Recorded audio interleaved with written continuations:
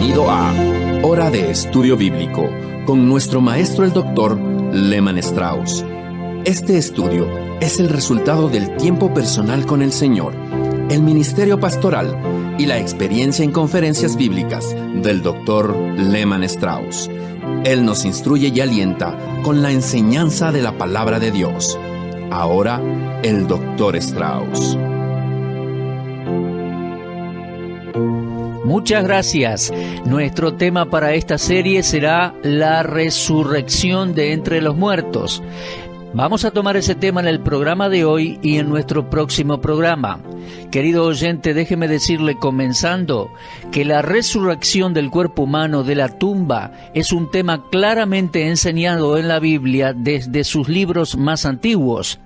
Fue Job, el más antiguo de los patriarcas, quien dijo, y lo leemos allí en su libro, Job, capítulo 19, versículos 25 y 26, «Yo sé que mi Redentor vive, y al fin se levantará sobre el polvo, y después de deshecha esta mi piel, en mi carne he de ver a Dios, al cual veré por mí mismo, y mis ojos lo verán, y no otro, aunque mi corazón desfallece dentro de mí». Es evidente que Job estaba muy seguro de lo que creía sobre la resurrección del cuerpo y sobre la vida futura más allá de la tumba. Además, por aquellos tiempos también vivió a Abraham, en quien Dios comenzó el linaje de Abraham, Isaac, Jacob, los judíos. Abraham vivió hasta sus 175 años. Y en Génesis 25 leemos, «Y murió Abraham en buena vejez». Pero Hebreos 11:10 agrega, «Esperaba la ciudad que tiene fundamentos, cuyo arquitecto y constructor es Dios». Según el Génesis, Abraham nunca vio aquella ciudad en su peregrinaje terrenal, porque la tierra para él era un país extraño. El piadoso y viejo patriarca compartió con muchos otros, además, que anhelaba una mejor, una ciudad celestial, por lo cual Dios jamás se avergonzó de llamarse Dios de ellos, porque les ha preparado una ciudad, dice Hebreos 11:16. Pero Abraham creía que viviría en aquella ciudad celestial con un cuerpo de carne y huesos, y creía que Dios era poderoso para levantar a su hijo Isaac de entre los muertos. Eso lo leemos en Génesis 22, aclarado por capítulo 11 de Hebreos. Por su parte, también David estaba confiado en una vida futura.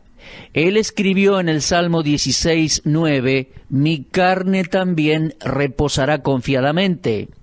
El cumplimiento final de ese versículo es en la vida del Mesías, pero fue escrito por David.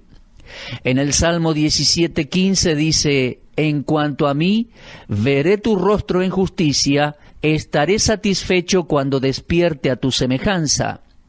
Estas palabras del hombre de Dios refutan las enseñanzas erróneas de que la resurrección se refiere al espíritu del hombre y no al cuerpo. Mis amigos, ni el alma ni el espíritu del hombre mueren, pero es el cuerpo el que muere y es sepultado. Por lo tanto, debe ser el cuerpo el que sea resucitado de los muertos, no el alma ni el espíritu. Cuando nuestro Señor Jesús estuvo aquí en la tierra, Él enseñó que todos los hombres que murieran serían resucitados en algún tiempo futuro.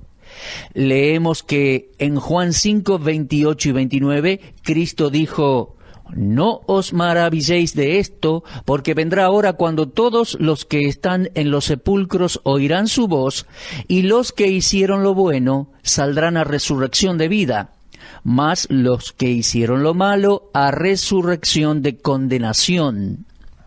Yo creo en la resurrección del cuerpo humano de la muerte porque la Biblia lo enseña, mi amigo.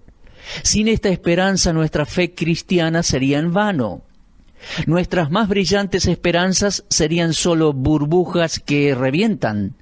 La Biblia no sería un libro verdadero y confiable, y los hombres que la escribieron serían pobres víctimas de la falsedad, y Jesucristo sería el más grande impostor del mundo. Pero tan clara es la Biblia sobre el tema de la resurrección del cuerpo, que no puedo admitir confusión o duda al respecto en absoluto.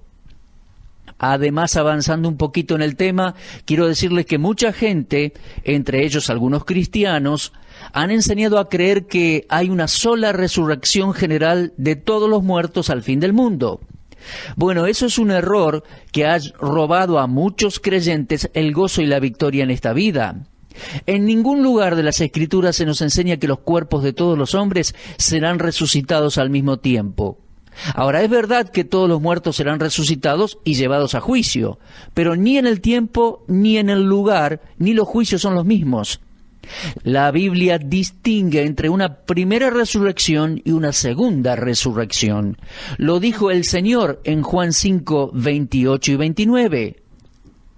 Lo leíamos recién, lo voy a repetir. No os maravilléis de esto, porque vendrá hora cuando todos los que están en los sepulcros oirán su voz, y los que hicieron lo bueno saldrán a resurrección de vida, primera resurrección, mas los que hicieron lo malo a resurrección de condenación. Cuando los hombres sean resucitados, no todos lo serán al mismo tiempo ni en la misma condición. Habrá dos resurrecciones para dos clases de hombres.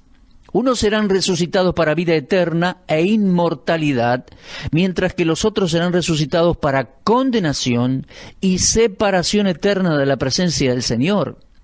Mis amigos, hay una resurrección de vida y una resurrección para condenación y juicio. Lucas 14:14 dice, y serás bienaventurado, porque ellos no te puedan recompensar, pero te será recompensado en la resurrección de los justos. De modo que hay una resurrección de los justos y necesariamente debe haber una resurrección de los injustos. Como los muertos en Cristo resucitarán primero, según 1 Tesalonicenses capítulo 4, la implicación es que los muertos que no están en Cristo o que están sin Cristo serán resucitados después o en algún tiempo posterior. Cuando Pablo testificó ante Félix, él dijo allí en Hechos 24:15, teniendo esperanza en Dios, la cual ellos también abrigan, de que ha de haber resurrección de los muertos, así de justos como de injustos. El apóstol Juan hace una distinción clara entre estos dos. Por ejemplo, en Apocalipsis 20, versículos 4 y 5, él habla de aquellos que vivieron y reinaron con Cristo por 1000 años. Y esto corresponde al futuro. Pero dice, y lo podemos leer allí cuidadosamente, el resto de los muertos no resucitarán hasta que terminen los 1000 años. De modo que Juan allí, en Apocalipsis 20, 4 y 5, habla de primera resurrección y de segunda resurrección. Cada creyente ha pasado de muerte a vida, según Juan 5, 24, y su vida está escondida con Cristo en Dios. Y la grandeza del poder de Dios en la resurrección para con nosotros, los que creemos, es el mismo poder que resucitó a Cristo de los muertos. Y por ese mismo poder todos los inconversos muertos saldrán de sus tumbas para pararse delante de Dios ante el juicio del gran trono blanco. Ahora bien, vamos a considerar la primera resurrección. En 1 Tesalonicenses 4:16 leemos así, porque el Señor mismo, con voz de mando, con voz de arcángel y con trompeta de Dios, descenderá del cielo, y los muertos en Cristo resucitarán primero. Creo que no hay una expresión más clara que esta. Los muertos en Cristo resucitarán primero. Vemos primero que el tiempo de la primera resurrección es la venida de nuestro Señor en las nubes desde el cielo para llevar a los santos con Él. Ahora, aquí debemos distinguir entre la venida de Cristo por los suyos antes del milenio y la resurrección de los muertos inconversos que permanecerán en sus tumbas durante 1000 años más. Que no haya una mala interpretación, porque ese es un hecho establecido de que hay un intervalo de por lo menos 1000 años entre la primera y la segunda resurrección. Vamos a leer allí en Apocalipsis 20, versículos 4 y 5. Vi tronos y se sentaron sobre ellos los que recibieron facultad de juzgar, y vi las almas de los decapitados por causa del testimonio de Jesús y por la palabra de Dios. los que no habían adorado a la bestia ni a su imagen, y que no recibieron la marca en sus frentes ni en sus manos, y vivieron y reinaron con Cristo por 1000 años. Y preste atención, dice, pero los otros muertos no volvieron a vivir hasta que se cumplieron 1000 años. Allí habla de primera resurrección y luego de segunda resurrección. Ahora déjeme explicarle que en la consumación de la primera resurrección habrá 3 clases de creyentes que serán resucitados en diferentes tiempos. Se lo voy a repetir, preste atención por favor. Hay 3 etapas en la primera resurrección o la resurrección de creyentes. Etapa número 1, cuando el Señor murió y resucitó, allí en Mateo 27, esa es la primera fase. Aquí dice, el velo del templo se rasgó en 2, de arriba a abajo, la tierra tembló, las rocas se partieron, y se abrieron los sepulcros, y muchos cuerpos de santos que habían dormido se levantaron. Esa es la etapa número 1. La etapa número 2, la primera resurrección, está en 1 Corintios 15 y 1 Tesalonicenses 4. Dice 1 Corintios 15, 52, en un momento, en un abrir y cerrar de ojos, a la final trompeta, porque se tocará la trompeta, y los muertos serán resucitados incorruptibles, y nosotros seremos transformados. Esta es la etapa número 2 de la primera resurrección. Sucederá cuando el Señor Jesucristo venga a resucitar a los muertos de esta dispensación de la Iglesia y reunirlos con Él. La tercera etapa es la etapa final de la primera resurrección. Sucederá por lo menos 7 años después de la resurrección de los santos. Aquellos resucitados al finalizar el periodo de 7 años de la tribulación serán la multitud de creyentes que conocieron la verdad por medio del testimonio de los 144.000 de Apocalipsis 7 y los 2 testigos de Apocalipsis 11. Y debido a que ellos no recibieron la marca de la bestia en sus manos ni en sus frentes, habrán sido martirizados durante la tribulación. Entonces, resucitarán al término de la tribulación, justo a la venida de Cristo, cuando venga a la tierra para reinar por 1000 años. En 1 Corintios 15, 20 al 23, leemos, «Mas ahora Cristo ha resucitado de los muertos, primicias de los que durmieron es hecho». Mire con atención a esa palabra primicias. Es una palabra significativa en el contexto de este pasaje de 1 Corintios 15. Entre las ceremonias de los israelitas había una fiesta nacional que se celebraba anualmente. La tercera en orden, la fiesta de las primicias, era una ocasión de consagración que se solemnizaba al comienzo de la cosecha. Leemos en Levítico 23, 9 y 10. Habló Jehová a Moisés diciendo, habla a los hijos de Israel y diles, cuando hayáis entrado en la tierra que yo os doy, y seguéis su mies, traeréis al sacerdote una gavilla por primicia de los primeros frutos de vuestra tierra.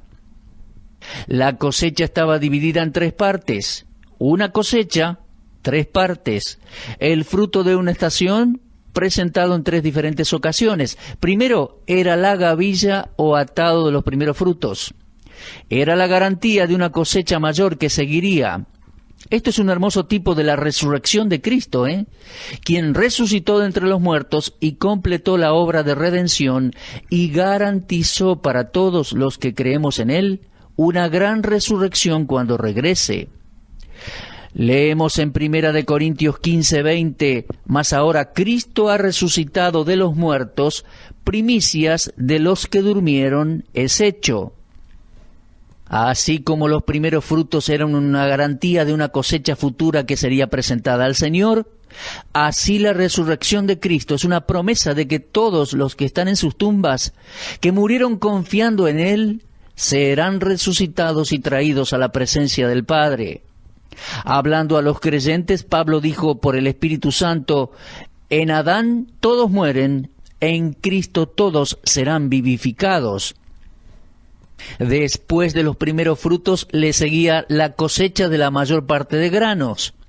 Y leemos en 1 Corintios 15, 23, cada uno en su debido orden, resucitarán, Cristo las primicias, luego los que son de Cristo en su venida. Nuestro Señor resucitado está ahora, en este momento, en el cielo. Y Filipenses 3:20 y 21 dice que nuestra ciudadanía está allá, en los cielos, desde donde también esperamos al Salvador, al Señor Jesucristo, el cual transformará el cuerpo de la humillación nuestra para que sea semejante al cuerpo de la gloria suya, por el poder con el cual también puede sujetar a sí mismo todas las cosas. Mis amigos, nuestros cuerpos físicos tienen enfermedades, debilidades y muerte, pero nuestro todopoderoso y todo victorioso Señor ha dicho en Apocalipsis 1:18, yo soy el que vivo y estuve muerto, mas he aquí que vivo por los siglos de los siglos. Amén. Cristo vendrá otra vez tal como lo ha dicho. Él es el Cristo, las primicias, luego los que son de Cristo en su venida. Pero regresando al Antiguo Testamento, la cosecha y la fiesta de las primicias no termina con esto. Es decir, la cosecha no ha terminado todavía. No estará completa todavía hasta que se agreguen las espigas. Siempre están aquellas que caen en el camino y deben ser recogidas. Esas son las llamadas espigas. Además, recordemos cómo Ruth vino y recogió en el campo luego de la cosecha. Las espigas sugieren a los santos de la tribulación que no han escuchado el Evangelio y creído antes del rapto de la iglesia, pero escucharán después durante la tribulación y creerán. Ahora, mi amigo, permítame hacer una pausa y preguntarle, ¿está usted preparado para la venida del Señor y la primera resurrección? Tengo que agregar esto en este punto porque puede haber alguien que nos está escuchando y que nunca ha recibido a Cristo como su Salvador. Por favor, reciba a Cristo como Salvador para seguridad eterna. Así que tenemos a Cristo las primicias. En segundo lugar tenemos la cosecha o la resurrección de los salvos en el arrebatamiento. Y finalmente las espigas o salvos durante los 7 años de tribulación. Luego vendrá el milenio, durante el cual Cristo reinará por 1000 años. ¡Qué brillante perspectiva!, ¿verdad?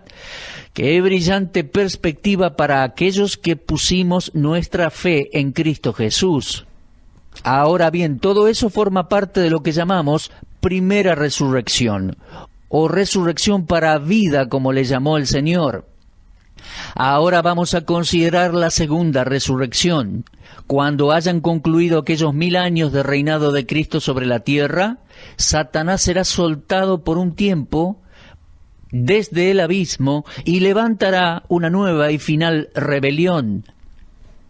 Luego Dios se va a deshacer de Satanás para siempre, lo arrojará al infierno, al lago de fuego, como dice Apocalipsis 20:10. El diablo que los engañaba fue lanzado en el lago de fuego y azufre, donde estaban la bestia y el falso profeta, y serán atormentados día y noche por los siglos de los siglos. Amigos míos, yo tiemblo ante este incesante tormento sin interrupción, esta eterna existencia en dolorosa agonía. Pero la condena del diablo no es la página más oscura de la Biblia. Hay todavía un hecho que tiene que ver con todos aquellos que murieron rechazando al Salvador, al Señor Jesucristo. Un inmenso trono blanco será levantado allá en los cielos. Estaremos para ver el más grandioso juicio y el juez será el Señor Jesucristo mismo. En Juan 5:22 leemos, porque el Padre a nadie juzga, sino que todo el juicio dio al Hijo. Aquel que un día fue despreciado y crucificado, el Señor Jesucristo, se sentará en justo juicio para juzgar a todos los que rehusaron reconocer su señorío y su salvación. Será la hora más tenebrosa para aquella parte de la humanidad que ha rechazado el amor de Dios y ha negado a su Hijo unigénito. Será la resurrección de los muertos inconversos de todos los tiempos. Serán aquellos que han muerto en sus delitos y pecados. Y aunque ellos lleguen allá espiritualmente muertos, sin vida eterna, estarán delante de Dios físicamente vivos, serán resucitados. De todas las partes de la tierra, los cuerpos de los malos serán resucitados para recibir la sentencia final, la separación de la presencia de Dios y castigo eterno en el lago de fuego. Sí, mis amigos, la resurrección final, por supuesto que es futura. Y Juan describe la resurrección y el juicio que ha de acontecer allá en Apocalipsis 20. Leo allí unos versículos a partir de versículo 12. Dice: vi a los muertos, grandes y pequeños, de pie ante Dios, y los libros fueron abiertos, y otro libro fue abierto, el cual es el libro de la vida. Y fueron juzgados los muertos por las cosas que estaban escritas en los libros, según sus obras. Y el mar entregó los muertos que había en él, y la muerte y el Hades entregaron los muertos que había en ellos, y fueron juzgados cada uno según sus obras. Ahora bien, ¿quiénes serán juzgados allá en el gran trono blanco? La respuesta es que no habrá ni un solo creyente en Cristo allá. Solo los inconversos de todos los tiempos, con un cuerpo físico resucitado, estarán allá para ser condenados al infierno. Todos estarán allá por su propia elección, por haber rechazado al Salvador y su salvación tan grande. Leemos en la segunda epístola del apóstol Pedro, capítulo 3 y versículo 9, que el Señor no retarda su promesa según algunos la tienen por tardanza, sino que es paciente para con nosotros, no queriendo que ninguno perezca, sino que todos procedan al arrepentimiento. A algunos de los que estén allí escuchando este programa han tenido sus oportunidades de aceptar a Cristo como Salvador, pero usted todavía le dio la espalda a Dios. Mire, algunas veces la gente se acerca a mí después de predicar y me dicen: mire, yo no puedo entender a un Dios de amor que envía a las personas al infierno. Mi amigo, ese Dios de amor no lo enviará a usted arbitrariamente al infierno. Pero repito, si usted llega allí será porque ha rechazado a Cristo y usted mismo ha elegido ir allá. En Juan 3, 17 y 18 leemos: no envió Dios a su Hijo al mundo para condenar al mundo, sino para que el mundo sea salvo por él. El que en él cree no es condenado, pero el que no cree ya ha sido condenado porque no ha creído en el nombre del unigénito Hijo de Dios. Muchos inconversos buscan sofocar su conciencia hablando sobre su propia creencia respecto a la resurrección física. Dicen que para ellos es algo increíble que Dios pueda resucitar un cuerpo que ha estado hecho polvo por un largo periodo de tiempo. Mi amigo, ciertamente Dios sabe dónde está el polvo, y como Él hizo el cuerpo de Adán del polvo, es razonable creer que Él puede hacerlo de nuevo, ¿eh? El mundo es de Él, mi amigo. Él puso las estrellas en sus lugares, les dio nombre a cada una de ellas, el viento y las olas le obedecen, los innumerables granos de arena de la playa están bajo su control. Él cuenta cada cabello de nuestras cabezas. Entonces el razonamiento lógico para cualquier mente y la convicción interior de un hombre honesto nos dice claramente cuán necia es una persona que niega la existencia de la vida después de la muerte. Al fin y al cabo, la resurrección de Jesucristo es la confirmación de la resurrección del cuerpo humano y del juicio futuro. Cuando el apóstol Pablo predicó su sermón allá en Atenas, en la colina de Marte, él dijo en Hechos 17:30, Dios, habiendo pasado por alto los tiempos de esta ignorancia, ahora manda a todos los hombres en todo lugar que se arrepientan. Ciertamente el hombre muere aquí, pero tanto el juicio del hombre y el día de dicho juicio ya han sido señalados, han sido presentados en la palabra de Dios escrita, y el hombre debe resucitar para que los propósitos de Dios se cumplan. Dios les resucitará. Ciertamente no son hombres muertos los que un día estarán delante de este juicio solemne. Estarán vivos, conscientes, resucitados en aquella hora. Por lo tanto, para que el hombre tuviera su juicio futuro, Cristo se levantó de la tumba según la ley de la resurrección.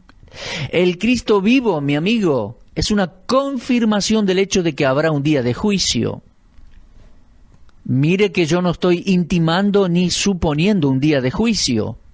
Estoy con las Escrituras afirmando la seguridad que Dios dio al mundo cuando Él resucitó a Jesucristo de los muertos. Cuando leemos el credo de los apóstoles, que dice, Cristo fue crucificado, muerto y sepultado, el tercer día resucitó de los muertos, ascendió al cielo y está sentado a la derecha de Dios, el Padre Todopoderoso, desde donde vendrá a juzgar a los vivos y a los muertos. Al leer esto y al repetirlo, estamos recitando algo que está basado en la enseñanza de la palabra de Dios escrita, la Biblia. El último juicio en la Biblia será aquel de los muertos inconversos, seres humanos, muertos inconversos, quienes se levantarán ante el gran trono blanco en cuerpos resucitados para recibir su sentencia final y ser arrojados al lago de fuego.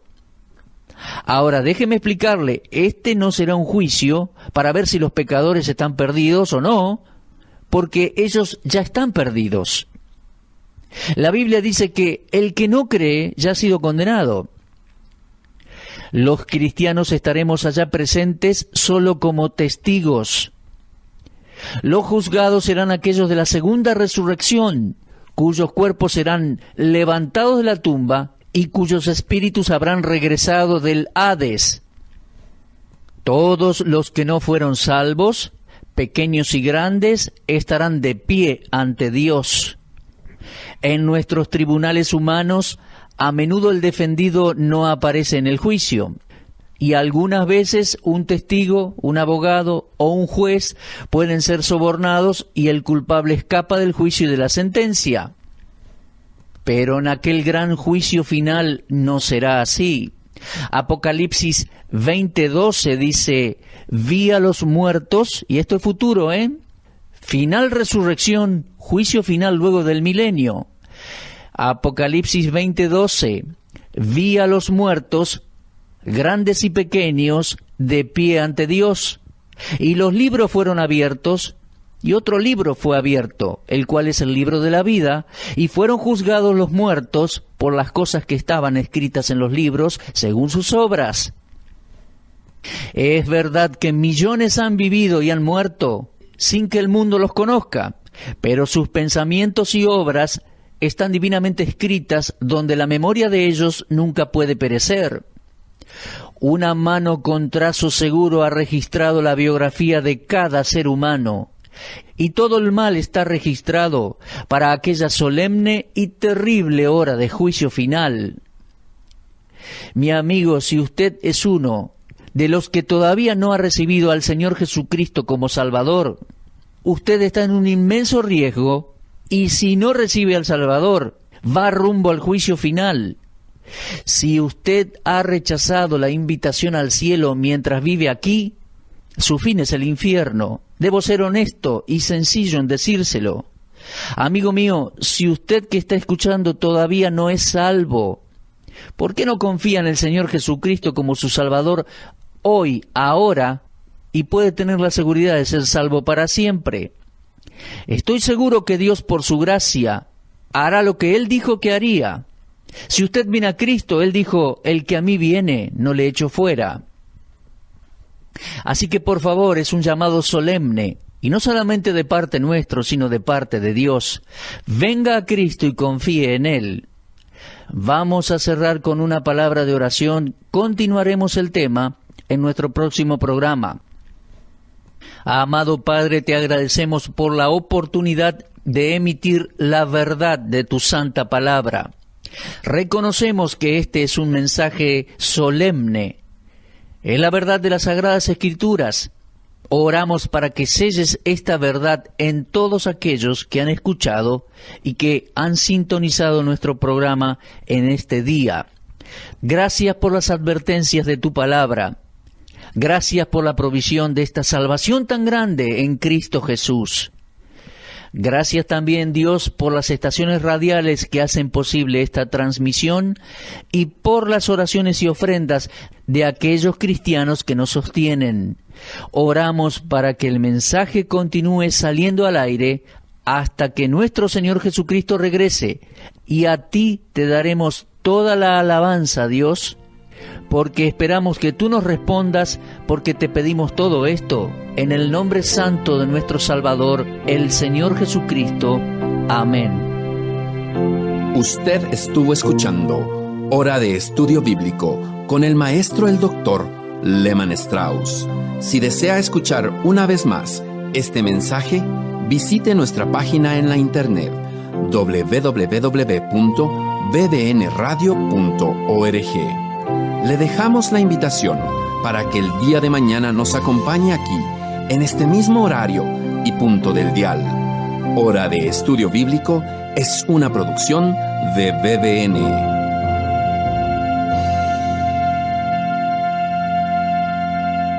Si desea aprender de la palabra de Dios, estudie gratis en el Instituto Bíblico de BBN. Inscríbase en la siguiente dirección electrónica: www.bbnbi.org. Elija el lugar y el horario que más le conviene. Seleccione cualquiera de los cursos disponibles en el Instituto Bíblico de BBN. Muchas gracias.